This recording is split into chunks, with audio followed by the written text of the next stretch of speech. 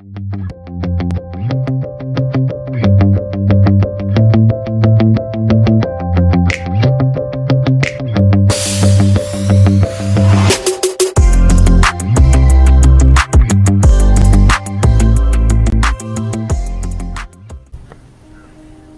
ವೀಕ್ಷಕರೇ, lime light with lot ಶೋಗೆ ನಿಮ್ಮೆಲ್ಲರಿಗೂ ಸ್ವಾಗತ.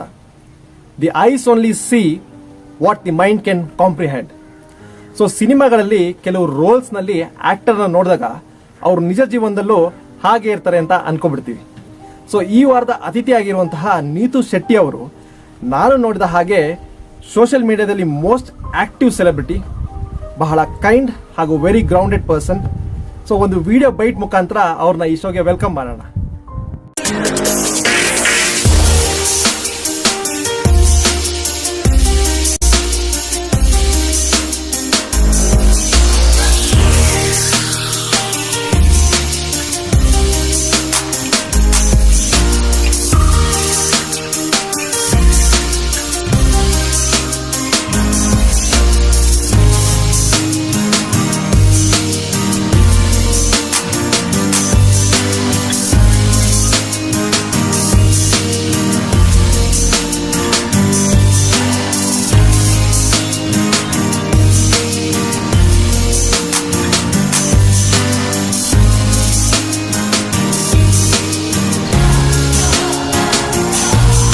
Hi Vinanth, limelight with lord ಕಾರ್ಯಕ್ರಮವನ್ನು ವೀಕ್ಷಿಸ್ತಾ ಇರುವಂಥ ಪ್ರತಿಯೊಬ್ಬರಿಗೂ ಕೂಡ ನನ್ನ ನಮಸ್ಕಾರಗಳು.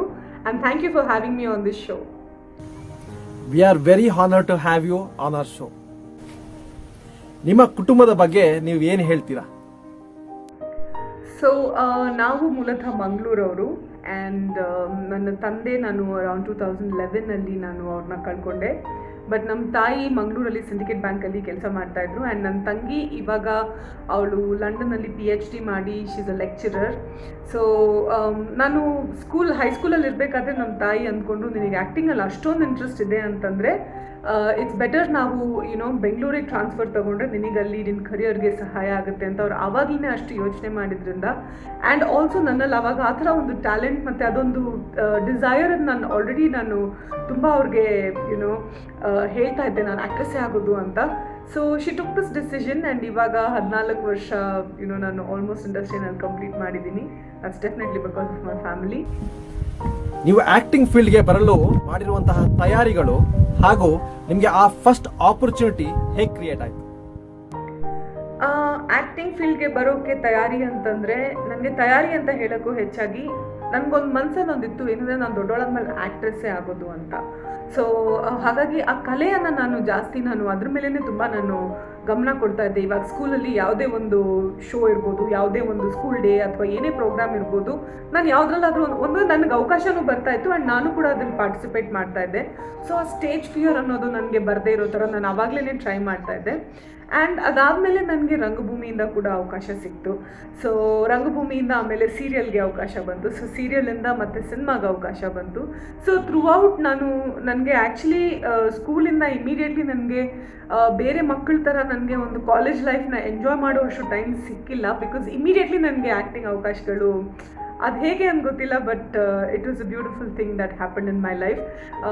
ನನಗೆ ಬಹಳ ಬೇಗನೆ ಅವಕಾಶಗಳು ಸಿಕ್ತು ಮತ್ತು ದಾರಿ ಕೂಡ ಸುಗಮವಾಗಿ ನನಗೆ ಸಿಕ್ತು. ನೀವು ಆರ್ಟಿಸ್ಟ್ ಆಗಿಲ್ಲ ಅಂದಿದ್ರೆ ಬೇರೆ ಯಾವ ಪ್ರೊಫೆಷನ್ನ ಚೂಸ್ ಮಾಡ್ತಾ ಇದ್ರಿ? ಇಫ್ ನಾಟ್ ಎನ್ ಆ್ಯಕ್ಟ್ರೆಸ್ ಅನ್ನೋ ಒಂದು ಸೆಕೆಂಡ್ ಥಾಟ್ ನಾನು ಯಾವತ್ತೂ ಯೋಚನೆ ಮಾಡಿರಲಿಲ್ಲ. ಬಿಕಾಸ್ ನನ್ನ ಮನಸ್ಸಲ್ಲಿ ನಾನು ಆ್ಯಕ್ಟ್ರೆಸ್ಸೇ ಆಗೋದು ಅಂತ ಇತ್ತು. ಆಮೇಲೆ ಇನ್ನೊಂದೇನೆಂದರೆ, ಇವಾಗ ಡಾಕ್ಟರ್, ಇಂಜಿನಿಯರ್ ಆಗಬೇಕಂದ್ರೆ ಅದಕ್ಕೆ ತುಂಬಾ ಇಂಟೆಲಿಜೆನ್ಸ್ ಬೇಕು, ತುಂಬ ತಾಳ್ಮೆ ಬೇಕು. ಅಷ್ಟು ನನ್ನಲ್ಲಿ ಡೆಫಿನೆಟ್ಲಿ ಎರಡೂ ಇರಲಿಲ್ಲ. ಬಟ್ ಕಲೆ ಬಗ್ಗೆ ನನಗೆ ತುಂಬಾ ಪ್ರೀತಿ ಇತ್ತು. ಬಟ್ ಒಂದು ಸಬ್ಜೆಕ್ಟ್ ನನಗೆ ತುಂಬ ಕಲಿದೇನೆ ನನಗೆ ಒಂದು ಇಂಟ್ರೆಸ್ಟ್ ಇದ್ದಿದ್ದು, ಒಂದು ನ್ಯಾಚುರಲ್ ಆಗಿ ಬರ್ತಾ ಇದ್ದಂತಹ ಸಬ್ಜೆಕ್ಟ್ ಅಂದರೆ ಸೈಕಾಲಜಿ. ಸೊ ನಾನು ತುಂಬ ಪ್ರಿಪೇರ್ ಮಾಡಲಿಲ್ಲ ಅಂತಂದ್ರೂ ನನಗೆ ಮಿನಿಮಮ್ 85% ಯಾವಾಗಲೂ ಸಿಗ್ತಾಯಿತ್ತು. So I actually got the first rank in my college also ಸೈಕಾಲಜಿನಲ್ಲಿ. ಸೊ ಮೇ ಬಿ ಆ್ಯಕ್ಟ್ರೆಸ್ ಆಗಿರಲಿಲ್ಲ ಅಂದರೆ ಐ ಥಿಂಕ್ ಸೈಕಾಲಜಿಸ್ಟ್ ಆಗಿ ವರ್ಕ್ ಮಾಡ್ತಾ ಇದ್ದೆ ಅನಿಸುತ್ತೆ. ಕೆಲವು ಪಾತ್ರಕ್ಕೆ ಅನುಗುಣವಾಗಿ ನೀವು ಬೇರೆದಾಗಿ ಪ್ರೊಜೆಕ್ಟ್ ಆಗ್ತೀರಾ? ಫಾರ್ ಎಕ್ಸಾಂಪಲ್ ಗಾಳಿಪಟದಲ್ಲಿ ಆ ಸ್ಟ್ರೈಟ್ ಫಾರ್ವರ್ಡ್ ರೋಲ್ ಆಗಿರಲಿ. ಸೊ ಆಸ್ ಅನ್ ಆರ್ಟಿಸ್ಟ್ ಇದು ನಿಮ್ಗೆ ಹೇಗೆ ಫೀಲ್ ಆಗುತ್ತೆ? ಸೊ ಒಂದು ಕರೆಕ್ಟ್ ನೀವು ಹೇಳಿದ್ದು ಏನಂತಂದರೆ, ಇವಾಗ ನಾವು ಸಿನಿಮಾದಲ್ಲಿ ಆ್ಯಕ್ಟ್ ಮಾಡ್ದಂಗೆ ನಾವು ರಿಯಲ್ ಲೈಫಲ್ಲಿ ಅಂತ ಕೂಡ ಅನ್ಕೋತಾರೆ. ಸೊ ನಾನು ಪೂಜಾರಿ ಸಿನಿಮಾದಲ್ಲಿ ಕಣ್ಣಲ್ಲೇ ನಿನ್ನ ಚಿತ್ರ ಬರೆದನು ಅಂತ ಡ್ಯಾನ್ಸ್ ಮಾಡಿದಾಗ ತುಂಬ ಜನ ಹುಡುಗರು ನನ್ನ ಲೈಕ್ ಮಾಡ್ತಾ ಇದ್ರು. ಆಮೇಲೆ ಗಾಳಿಪಟ ಬಂದ ತಕ್ಷಣ ನಾನೆಲ್ಲರೂ ಥೂ ಅಂತ ಉಗಿಬೇಕಾದ್ರೆ ಎಲ್ಲ ಲೇಡೀಸ್ ಮತ್ತು ಮಕ್ಕಳು ನನ್ನನ್ನು ಇನ್ನೂ ಜಾಸ್ತಿ ಇಷ್ಟಪಡೋಕ್ಕೆ ಶುರು ಮಾಡಿದರು.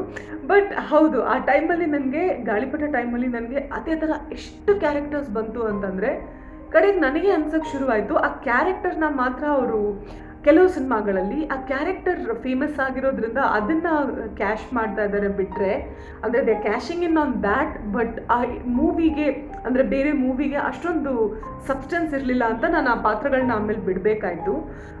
ಸೊ ಎಸ್, ಕೆಲವು ಸಲ ನಮ್ಮನ್ನು ತುಂಬ ಜನ ಬ್ರ್ಯಾಂಡ್ ಮಾಡ್ಕೋತಾರೆ. ಫಾರ್ ಎಕ್ಸಾಂಪಲ್, ಇವಾಗ ವಿಲನ್ ಪಾತ್ರ ಮಾಡೋರನ್ನ ತುಂಬ ಜನ ಕೆಟ್ಟವರು ಅಂತ ಅನ್ಕೋತಾರೆ, ಆ್ಯಂಡ್ ಹೀರೋಗಳನ್ನ ಡೆಮಿಗಾಡ್ಸ್ ಥರನೇ ನಾವು ಯೋಚನೆ ಮಾಡ್ತೀವಿ. ಸೊ ಡೆಫಿನೆಟ್ಲಿ ಆಗುತ್ತೆ ಈ ಥರ. ಆದರೆ ಒಬ್ಬ ಕಲಾವಿದೆಯಾಗಿ ಇಟ್ ಈಸ್ ಆಲ್ಸೋ ನಮ್ಮ ರೆಸ್ಪಾನ್ಸಿಬಿಲಿಟಿ. ನಾವು ಪಾತ್ರಗಳಲ್ಲಿ ರಿಸ್ಕ್ ತಗೋಬೇಕಾಗುತ್ತೆ, ಹಾಗೂ ಎಷ್ಟು ನೈಜತೆನ ನಾವು ಒಂದು ಪಾತ್ರ ತುಂಬೋದು, ಅಥವಾ ಎಷ್ಟು ನಮ್ಮ ಬದುಕಿರುವಂಥ ಒಂದು ಅನುಭವ, ನಾವು ಅನುಭವಿಸಿರುವಂಥ ಎಕ್ಸ್ಪೀರಿಯನ್ಸ್ನ ನಾವೆಷ್ಟು ಒಂದು ಪಾತ್ರಕ್ಕೆ ಹಾಕ್ಬೋದು, ಅದು ನಮ್ಮ ಜವಾಬ್ದಾರಿ. ಸೊ ಇವಾಗ ಜನಗಳು ಹೇಳ್ತಾರೆ ಅಫ್ಕೋರ್ಸ್ ಬಜಾರಿ ಪಾತ್ರ ಮಾಡ್ತಾಳೆ ನೀತು ಅಂತ, ಬಟ್ ಆಲ್ಸೋ ಜನರಿಗೆ ಗೊತ್ತು ದಟ್ ಇಮೋಷನಲ್ ಪಾತ್ರ ಆಗಿರ್ಬೋದು ಅಥವಾ ಕಾಮಿಡಿ ಸಿನಿಮಾಗಳಲ್ಲೂ ಕೂಡ ನೀತು ತುಂಬ ಚೆನ್ನಾಗಿ ಅಭಿನಯಿಸ್ತಾರೆ ಅಂತ. ಸೊ ಐ ಥಿಂಕ್ ಇವಾಗ I have cross that face ಅಂತ ಅನ್ಸುತ್ತೆ. ಬಿಗ್ ಬಾಸ್ ಇಂದ ನೀವೇನ್ ಪಡ್ಕೊಂಡ್ರಿ? ಬಿಗ್ ಬಾಸ್ ನನಗೇನು ಕೊಡ್ತು ಅಂತಂದರೆ, first of all money, because ನನ್ನ ಫಿನಾನ್ಷಿಯಲ್ ಇಶ್ಯೂಸ್ ಇದ್ದಾಗ ನಾನು ಆ ಕಾರ್ಯಕ್ರಮವನ್ನು ಒಪ್ಕೊಂಡು they had really taken care of me well.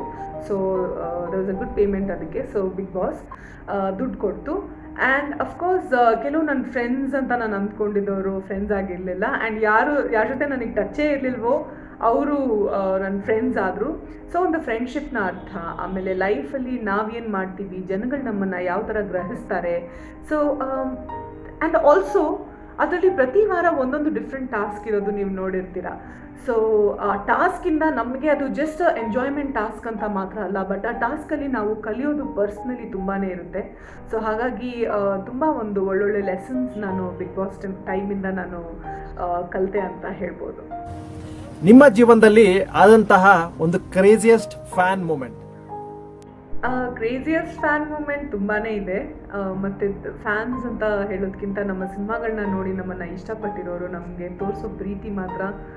ಒಂದೊಂದ್ಸಲ ನಮ್ಗೆ ಅವಕಾಶ ಇಲ್ಲದೆ ಇದ್ದಾಗ ಕೂಡ ಅವ್ರು ನಮ್ಮನ್ನು ರೆಕಗ್ನೈಸ್ ಮಾಡಿ ಮಾತನಾಡುವಾಗ ಅದು ಕಳೆದೋಗಿರುವಂಥ ಹುಮ್ಮಸ್ಸು ಮತ್ತೆ ಬರುತ್ತೆ. ಸೊ ಅಷ್ಟೊಂದು ಶಕ್ತಿ ಐ ಥಿಂಕ್ ಸಿನಿಮಾ ಅಭಿಮಾನಿಗಳಲ್ಲಿ ಡೆಫಿನೆಟ್ಲಿ ಇದೆ. ಬಟ್ ಒಂದು ನನ್ನ ಮನಸ್ಸಲ್ಲಿ ತುಂಬ ಉಳ್ಕೊಂಡಿರೋವಂಥ ಒಂದು ಮೂಮೆಂಟ್ ಅಂತಂದರೆ, ಒಂದ್ಸಲ ನನ್ನ ಫ್ರೆಂಡ್ಸ್ ಜೊತೆ ನಾನು ಕುದುರೆಮುಖ ನಾವು ಒಂದು ದಾರಿ ಹುಡುಕ್ತಾ ಇದ್ವಿ ಅಲ್ಲಿ ವಾಪಸ್ ಹೇಗೆ ಹೋಗೋದು ಅಂತ. ಸೊ ಅಲ್ಲಿ ಯಾರೂ ಇರಲಿಲ್ಲ, ಒಂದು ಲೇಡಿ ಎಲ್ಲಿ ನಾನು ಬರ್ತಾಯಿದ್ರು.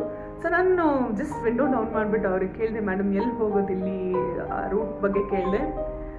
ಅವರು ನನ್ನನ್ನು ನೋಡಿಬಿಟ್ಟು ಅವರ ಕಣ್ಣಲ್ಲಿದ್ದಂತಹ ಒಂದು ಆಶ್ಚರ್ಯ ಮತ್ತು ಒಂದು ಮುಗ್ಧತೆ ಮತ್ತು ಒಂದು ಪ್ರೀತಿ, ದಟ್ ಈಸ್ ಅನ್ಪ್ಯಾರಲಲ್ ಅಂತ ನನಗೆ ಅನ್ನಿಸ್ಬಿಡ್ತು. ಬಿಕಾಸ್ ಅವರು ಅಷ್ಟು ಶಿ ವಾಸ್ ಸೋ ಟ್ರಾನ್ಸ್ಪರೆಂಟ್, ಅವರೆಲ್ಲ ಇಮೋಷನ್ಸ್ನ ಅಷ್ಟು ಟ್ರಾನ್ಸ್ಪರೆಂಟ್ ಆಗಿ ಅವರು ಎಕ್ಸ್ಪ್ರೆಸ್ ಮಾಡ್ತಾಯಿದ್ರು. ಅದು ನನ್ನ ಮನಸ್ಸಲ್ಲಿ ಇವತ್ತಿಗೂ ಇಟ್ಸ್ ಇನ್ ಮೈ ಹಾರ್ಟ್. ಅವ್ರು ಮತ್ತೆ ನನಗೆ ಎಲ್ಲಿ ಸಿಗ್ತಾರೋ ಗೊತ್ತಿಲ್ಲ, ಬಟ್ ಆ ಮೊಮೆಂಟ್ನ ನಾನು ನನ್ನ ಮನಸ್ಸಲ್ಲಿ ಮಾತ್ರ ತುಂಬ ಚೆನ್ನಾಗಿ ಕ್ಯಾಪ್ಚರ್ ಮಾಡ್ಕೊಂಡಿದ್ದೀನಿ. ಸೊ ಕ್ರೇಜಿಗಿಂತ ತುಂಬ ಪ್ರೀತಿ ತೋರಿಸಿರುವಂಥ ಈ ಒಂದು ಮೂಮೆಂಟ್ ನಾನು ಯಾವತ್ತೂ ಮರೆಯೋಕ್ಕಾಗಲ್ಲ. ನಿಮ್ಮ ಜೀವನದಲ್ಲಿ ನಡೆದಂತಹ ಒಂದು ಮರೆಯಲಾರದ ಘಟನೆ? ಮರೆಯೋಕ್ಕೆ ಆಗದೆ ಇರುವಂಥ ಘಟನೆಗಳು ತುಂಬ ಇದೆ. ಆದರೆ ಮುಖ್ಯವಾಗಿ ಒಂದು ನನ್ನ ವೃತ್ತಿಗೆ ಸಂಬಂಧಪಟ್ಟದ್ದು ಯಾವುದು ಅಂತಂದರೆ, ನನಗೆ ಅಶೋಕ್ ಪಾಟೀಲ್ ಅವರು, ನಮ್ಮ ಜೋಗ್ ಫಾಲ್ಸ್ ಚಿತ್ರದ ನಿರ್ದೇಶಕರು, ನನಗೆ ಲಾಸ್ ಆಂಜಲೀಸಿಂದ ಫೋನ್ ಮಾಡಿಬಿಟ್ಟು ಹೇಳಿದರು. ಅವರು ಒಂದು ಆಡಿಷನ್ ತೊಗೊಂಡು ಹೋಗಿದ್ರು ಇಲ್ಲಿಂದ. ಆ್ಯಂಡ್ ಆಡಿಷನ್ ತೊಗೊಳ್ಳುವಾಗ ಅವರು 2ನೇ ನಾಯಕಿ ಪಾತ್ರಕ್ಕೆ ಆಡಿಷನ್ ತೊಗೊಂಡು ಹೋಗಿದ್ರು. ಬಟ್ ಅವ್ರು ಲಾಸ್ ಆಂಜಲೀಸಿಂದ ಫೋನ್ ಮಾಡಿಬಿಟ್ಟು, ನಿನಗೆ ರಮೇಶ್ ಸರ್ ಆಪೋಸಿಟೇ ನಾನು ಕಾಸ್ಟ್ ಮಾಡ್ತಾ ಇದ್ದೀನಿ, ಅಂದರೆ ಮುಖ್ಯ ನಾಯಕಿಯಾಗಿ ಕಾಸ್ಟ್ ಮಾಡ್ತಾ ಇದ್ದೀನಿ ಅಂತ ಹೇಳಿದಾಗ ಐ ವಾಸ್ ಲಿಟ್ರಲಿ ಜಂಪಿಂಗ್. ಅಂದರೆ ನಿಜವಾಗ್ಲೂ ನಿಂತ್ಕೊಂಡು I was jumping. Because it was ನನಗೆ, ನಾನು ಅಂದ್ಕೊಂಡು ಇರಲಿಲ್ಲ. ನಮ್ಮ ತಾಯಿದು ಫೇವ್ರೆಟ್ ಆ್ಯಕ್ಟ್ರು ಕೂಡ ರಮೇಶ್ ಅವರು. ನಮ್ಮ ತಾಯಿಗೊಂದು ಆಸೆ ಇತ್ತು, ನನ್ನ ಮಗಳು ರಮೇಶ್ ಸರ್ ಸಿನಿಮಾದಲ್ಲಿ ಆ್ಯಕ್ಟ್ ಮಾಡಬೇಕು ಅಂತ. ಆ್ಯಂಡ್ ಶರ್ಮಿಳಾ ಟಾಗೋರ್ ಅವರು ಹಿಂದಿಯಲ್ಲಿ ಮಾಡಿರುವಂಥ ಪಾತ್ರವನ್ನು ನಾನು ಕನ್ನಡದಲ್ಲಿ ಅಭಿನಯಿಸ್ತೀನಿ ಅಂತ ನಾನು ಕನಸಲ್ಲೂ ಅಂದ್ಕೊಂಡಿರಲಿಲ್ಲ. ಆಮೇಲೆ ನಿಮಗೆ ಗೊತ್ತು, ಜೋಗ್ ಫಾಲ್ಸ್ ಕನ್ನಡಿಗರಿಗೆ ತುಂಬ ಇಷ್ಟ ಆಯಿತು ಆ cinema. And about 181 days PVR ಅಲ್ಲಿ ಆಚರಿಸಿತು. ಸೊ ಹಾಗಾಗಿ ಅಶೋಕ್ ಪಾಟೀಲ್ ಅವರು ಮಾಡಿರೋವಂಥ ಆ ಒಂದು ಕಾಲ್ ನಾನು ಯಾವತ್ತೂ ಮರೆಯಲ್ಲ. ಡ್ರೀಮ್ ಟ್ರ್ಯಾಕಿಂಗ್ ಬಗ್ಗೆ ಬಹಳಷ್ಟು ಜನಕ್ಕೆ ಗೊತ್ತಿಲ್ಲ. ಆ ಕಾನ್ಸೆಪ್ಟ್ ಬಗ್ಗೆ ನಮಗೆ ಇಂಟ್ರೊಡ್ಯೂಸ್ ಮಾಡಿ. ಸೊ ಡ್ರೀಮ್ ಟ್ರ್ಯಾಕಿಂಗ್ ಅಂತಂದರೆ ನಾನು ಸುಮಾರು 5 ವರ್ಷಗಳಿಂದ ನಾನು ಈ ಪ್ರಾಕ್ಟೀಸ್ನ ಮಾಡ್ತಾ ಇದ್ದೀನಿ. ನನಗೆ ತುಂಬಾ ಡೀಪ್ ಆಗಿ ತುಂಬ ಕ್ಲಿಯರ್ ಆಗಿ ಕನಸುಗಳು ಬೀಳ್ತಾ ಇತ್ತು. ಆ್ಯಂಡ್ ಆ ಕನಸುಗಳಿಗೂ ನನ್ನ ರಿಯಲ್ ಲೈಫ್ಗೂ ತುಂಬಾ ಒಂದು ಕನೆಕ್ಷನ್ ಇರ್ತಾ ಇತ್ತು. ಸೊ ನನಗೆ ಇಟ್ ವಾಸ್ ಇಂಪಾರ್ಟೆಂಟ್ ದಟ್ ಈ ಕನಸಿನ ಅರ್ಥ ಏನು ಅಂತ ತಿಳ್ಕೊಳ್ಳೋದು. ಬಿಕಾಸ್ ನಂಗೆ ಲಿಟ್ರಲಿ ಕಾಣಿಸ್ತಾ ಇತ್ತು ಏನಾಗ್ತಾ ಇದೆ ಅಂತ. ಸೊ ಹಾಗಾಗಿ ನಾನು ಬಾಂಬೆಗೆ ಹೋಗಿ ನನ್ನ ಟೀಚರ್ ಪಾಲ್ ಮತ್ತು ನೀಲಮ್ ಅಂತ ಇದ್ದಾರೆ. ಸೊ ಅವರಿಂದ ನಾನು ಈ ಡ್ರೀಮನ್ನು ಹೇಗೆ ಟ್ರ್ಯಾಕ್ ಮಾಡೋದು ಅಂತ ಕಲಿತೆ. ಆ್ಯಂಡ್ ಆಫ್ಟರ್ 5 years ಇವಾಗ ನಾನು ರೀಸೆಂಟ್ಲಿ ನನ್ನ ಸೋಷಿಯಲ್ ಮೀಡಿಯಾದಲ್ಲೆಲ್ಲ ಅಂದರೆ ಫೇಸ್ಬುಕ್ ಮತ್ತು ಸೋಷಿಯಲ್ ಮೀಡಿಯಾ ಹ್ಯಾಂಡಲ್ಸಲ್ಲಿ ನಾನು ಹಾಕಿದ್ದೆ ದಟ್ ನಿಮಗೆ ಯಾರಿಗಾದರೂ ಏನಾದರೂ ಕನಸಿದ್ರೆ you can get in touch with me ಅಂತ. So it's a very simple procedure. Shamanism ಅನ್ನೋ ಒಂದು ಏನು ಹೇಳೋದು ಸ್ಪಿರಿಚುವಲ್ ರೀತಿಯಲ್ಲಿ ನಾನು ಅದನ್ನು ಮಾಡೋದು. ಆ್ಯಂಡ್ ಇದರಲ್ಲಿ ನಮ್ಮ ಜಡ್ಜ್ಮೆಂಟ್ ಅಥವಾ ನನ್ನ ಮನಸ್ಸನ್ನು ನಾನಿಲ್ಲಿ ಉಪಯೋಗಿಸೋದಿಲ್ಲ. ಇಟ್ ಈಸ್ ಮೇನ್ಲಿ ಅಬೌಟ್ ನಿಮ್ಮ ಗೈಡ್ಸ್, ನಿಮ್ಮ ಕನಸಿನ ಮೆಸೇಜ್ ಏನು ಅಂತ ನಿಮಗೆ ತಲುಪಿಸುವಂಥ ಒಂದು ವಾಹಕದ ಕೆಲಸ ನಾನು ಮಾಡೋದು. ಅಂದರೆ ಐ ಮೀನ್ ಇನ್ಸ್ಟ್ರೂಮೆಂಟ್ ಅಷ್ಟೇ. ಇದರಲ್ಲಿ ನಾನು ಜಡ್ಜ್ಮೆಂಟ್ ಆಗಲಿ ನನ್ನ ಮೈಂಡ್ ಇಂಟರ್ಪ್ರಿಟೇಷನ್ ಹಾಕಲ್ಲ. ಏನು ಮೆಸೇಜ್ ಬಂತು ಅದನ್ನು ಹಾಗೆ ನಿಮಗೆ ಕೊಡುವಂಥದ್ದು ಈ ಡ್ರೀಮ್ ಟ್ರ್ಯಾಕಿಂಗ್ನ ಕೆಲಸ. Message to our viewers. Message to viewers ಅಂತಂದರೆ ನೀವು ಆಲ್ರೆಡಿ ನಮ್ಮ ಸಿನಿಮಾಗಳನ್ನೆಲ್ಲ ನೋಡಿ ನಮ್ಮನ್ನು ಇಷ್ಟಪಟ್ಟಿದ್ದೀರಿ, ನಮಗೆ ಸಪೋರ್ಟ್ ಮಾಡಿದ್ದೀರಿ. ಆ್ಯಂಡ್ ಆಲ್ಸೋ ವಿನಂತ್, ನನಗೆ ನೀವು ಅಪ್ರೋಚ್ ಮಾಡಿದ ಸ್ಟೈಲ್ ತುಂಬಾ ಇಷ್ಟ ಆಯಿತು. ಒಂದು ಮೆಚ್ಯೂರಿಟಿ, ಒಂದು ಸೆನ್ಸಿಬಿಲಿಟಿನಲ್ಲಿ ನೀವು ಕೇಳಿರುವಂಥ ಪ್ರಶ್ನೆಗಳು ನನಗೆ ತುಂಬ ಇಷ್ಟ ಆಯಿತು. ಸೊ ಮೈ ಬೆಸ್ಟ್ ವಿಶಸ್ ನಿಮಗೂ ಕೂಡ for your show lime light with lord. ಇನ್ನೂ ತುಂಬ ಆರ್ಟಿಸ್ಟ್ಗಳನ್ನು ಹಾಗೂ ನಮ್ಮ ಸಿನಿಮಾ ರಂಗದಲ್ಲಿ ಹೆಸರು ಮಾಡಿರೋರು ನಿಮ್ಮ ಶೋನಲ್ಲಿ ಬರಲಿ ಅಂತ ನಾನು ಹಾರೈಸ್ತೀನಿ. ಆ್ಯಂಡ್ ಪ್ರತಿಯೊಬ್ಬ ವ್ಯೂವರ್ಗೂ ನಾನು ಕೇಳೋದು ಒಂದೇ ಒಂದು ಮಾತು, ಇವಾಗ ನಮ್ಮ ಇಂಡಸ್ಟ್ರಿಗೆ ಡೆಫಿನೆಟ್ಲಿ ನಿಮ್ಮೆಲ್ಲರ ಸಪೋರ್ಟ್ ಬೇಕಾಗಿದೆ. ಸೊ ಎಲ್ಲರನ್ನೂ ಒಂದೇ ತಕ್ಕಡಿಲಿ ಹಾಕೋಕ್ಕಾಗಲ್ಲ. ಹಾಗಾಗಿ ದಯವಿಟ್ಟು ಕಲೆಗೆ ನಿಮ್ಮ ಪ್ರೋತ್ಸಾಹ ಯಾವತ್ತೂ ಇರಲಿ ಅಂತ ಕೇಳ್ಕೊಳ್ತಾ, thank you so much for having me on this show once again. Thank you. ನಿಮ್ಮ ಬಗ್ಗೆ ನಮಗೆ ಗೊತ್ತಿಲ್ಲದಿರುವಂತಹ ಬಹಳಷ್ಟು ವಿಷಯಗಳನ್ನ ತಿಳಿಸ್ಕೊಟ್ಟದಕ್ಕೆ ಧನ್ಯವಾದಗಳು. ಡ್ರೀಮ್ ಟ್ರ್ಯಾಕರ್ ಕಾನ್ಸೆಪ್ಟ್ ಬಹಳಷ್ಟು ಜನಕ್ಕೆ ಉಪಯುಕ್ತ ಆಗಲಿ, ಸಿನಿಮಾ ಕ್ಷೇತ್ರದಲ್ಲಿ ನೀವು ಅತಿ ಹೆಚ್ಚು ಹೆಸರು ಮಾಡಲಿ, ಹಾಗೂ ಅವಾರ್ಡ್ಗಳ ಮೇಲೆ ಅವಾರ್ಡ್ಗಳು ನಿಮಗೆ ಬರಲಿ ಅಂತ ಆಶಿಸ್ತಾ ಈ ಪ್ರೋಗ್ರಾಮ್ನ ಎಂಡ್ ಮಾಡ್ತೀನಿ. Thank you so much for being on the show.